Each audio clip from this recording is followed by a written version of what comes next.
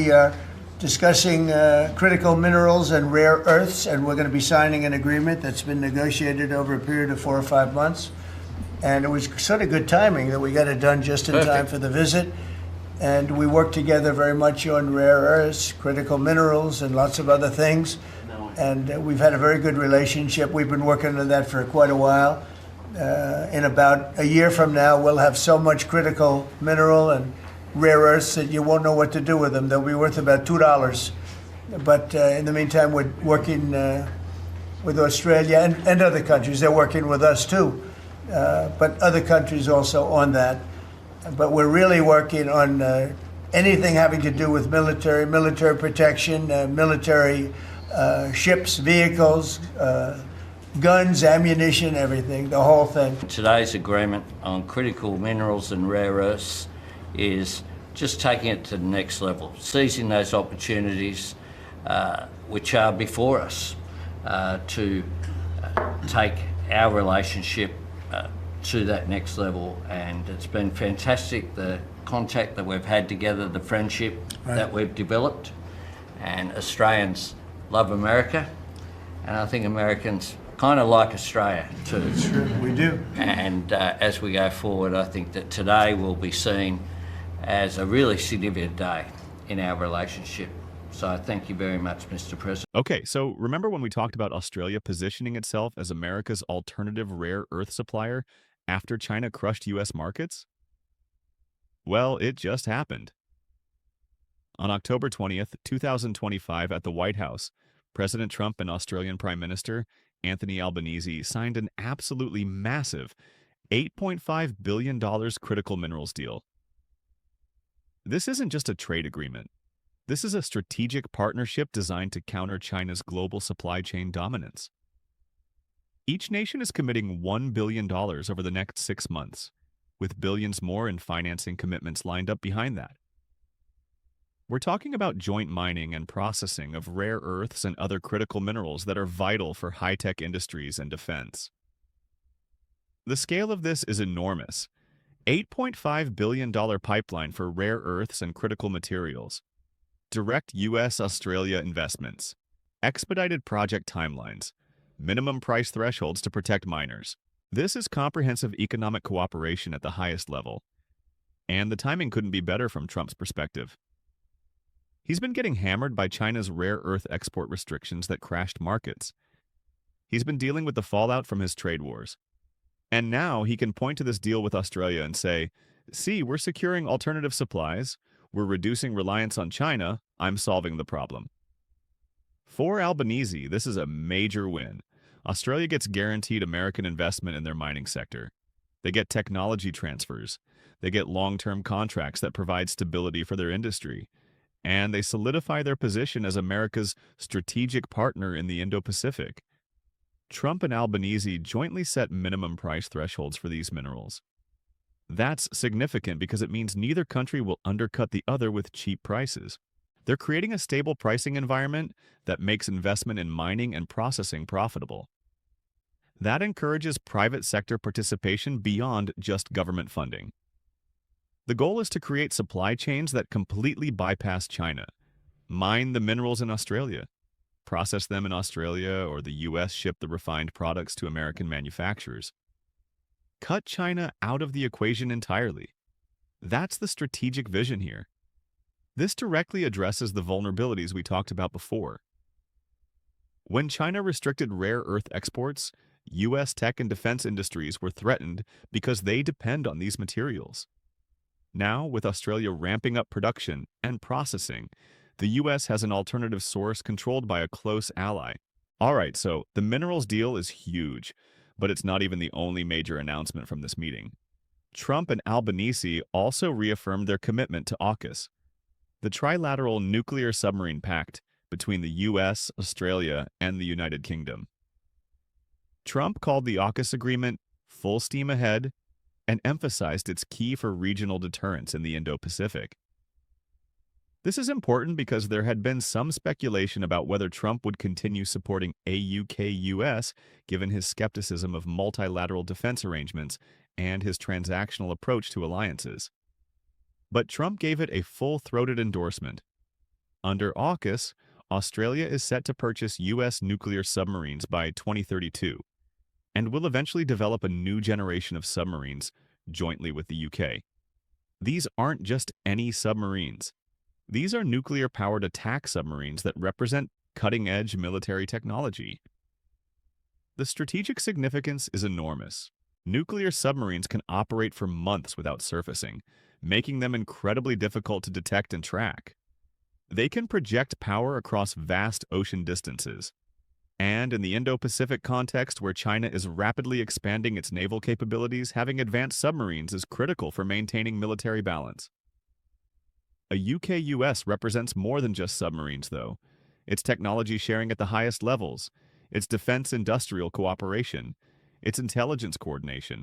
It's the three English-speaking naval powers in the Pacific working together to counter Chinese military expansion.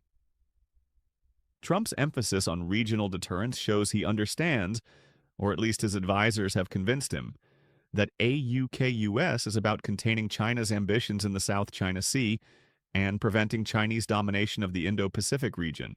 That fits with Trump's broader anti-China stance, even if it requires multilateral cooperation he usually dislikes. The combination of the minerals deal and AUKUS reaffirmation represents comprehensive U.S.-Australian strategic cooperation, economic partnership on critical materials plus military partnership on advanced weapons systems. It's exactly the kind of alliance framework you'd expect between countries trying to counter a rising China. Okay, so now we need to talk about the most awkward moment of this meeting. Because Trump couldn't just have a normal diplomatic event. He had to create drama by publicly confronting Australian Ambassador Kevin Rudd. During the White House meeting, Trump bluntly told Rudd, "I don't like you, and I probably never will," in front of Prime Minister Albanese, in front of cameras and press. Trump just straight up insulted Australia's ambassador to the United States while hosting the Australian Prime Minister for a state visit. The reason? Rudd had previously criticized Trump. As a former Australian Prime Minister himself, Rudd made some destructive comments about Trump in the past. And Trump, who never forgets a slight or criticism, decided this diplomatic meeting was the perfect time to air that grievance. Think about how uncomfortable that must have been for Albanese. He's there to sign major deals, strengthen the alliance, present a united front. And Trump decides to use the moment to insult his ambassador. That puts Albanese in an impossible position. Does he defend Rudd and risk angering Trump? Or does he let it slide and look weak? Albanese chose to move past it quickly. The leaders pivoted to positive ground, with Trump even joking about attending the President's Cup golf tournament in Australia in 2028. So they managed to recover from the awkwardness, but it shows Trump's personality-driven approach to diplomacy where personal relationships and perceived slights matter as much or more than strategic interests. Despite that tension, Trump praised Albanese effusively. He called him very popular and a fantastic prime minister. So Trump was simultaneously insulting Australia's ambassador while lavishing praise on Australia's prime minister. Classic Trump. Reward people he likes, punish people he doesn't, make everything personal. The fact that they were able to move past the Rudd confrontation and conclude the meeting positively shows Albanese's diplomatic skill. He didn't let Trump's personal grievance derail the strategic agenda. He kept focus on the minerals deal and AUKUS, securing the agreements Australia needed. But this incident will be remembered. Rudd is a respected former prime minister who's now serving as ambassador. Having the U.S. president publicly insult him creates an awkward dynamic going forward. Can Rudd continue effectively representing Australia in Washington when Trump has made clear he doesn't like him? The personal diplomacy aspect reveals a lot about how Trump conducts foreign policy. Traditional presidents would never publicly insult an allied ambassador during a state visit. They'd handle grievances privately or through diplomatic channels. But Trump makes everything personal and public, using moments like this to assert dominance and settle scores. For Australia, this creates a management problem. They need good relations with the U.S. for strategic reasons.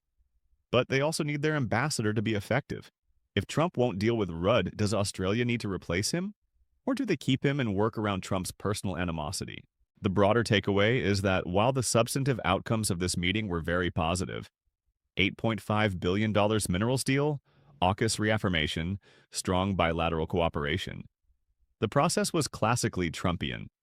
Mix major strategic agreements with personal drama, lavish praise alongside public insults, make everything about personalities and relationships rather than just policy. And ultimately, that's probably okay from Australia's perspective.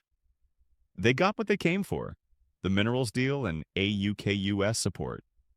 If the price of that was Trump insulting Kevin Rudd, that's a price Albanese was apparently willing to pay. Because in Trump's world, you get the good stuff if he likes you personally, even if that means tolerating his pettiness toward people he doesn't like. The landmark minerals deal paired with AUKUS reaffirmation does cement the US-Australia alliance in meaningful ways. It sets the stage for major economic, technological, and military collaboration over the coming decades. And it positions both countries to compete more effectively against China in critical areas. The global industry competitiveness implications are significant. If the US and Australia can successfully build alternative rare earth supply chains, it reduces Chinese leverage and creates more competition in these critical markets. That could lower prices long-term and make supply more reliable. Indo-Pacific security gets strengthened through AUKUS submarines and deeper defense cooperation. China has to calculate that any aggressive moves will face coordinated response from the US, Australia, and UK that hopefully contributes to deterrence and stability, even as tensions remain high. So despite the Kevin Rudd awkwardness, this was overall a successful diplomatic meeting that advanced real strategic interests for both countries.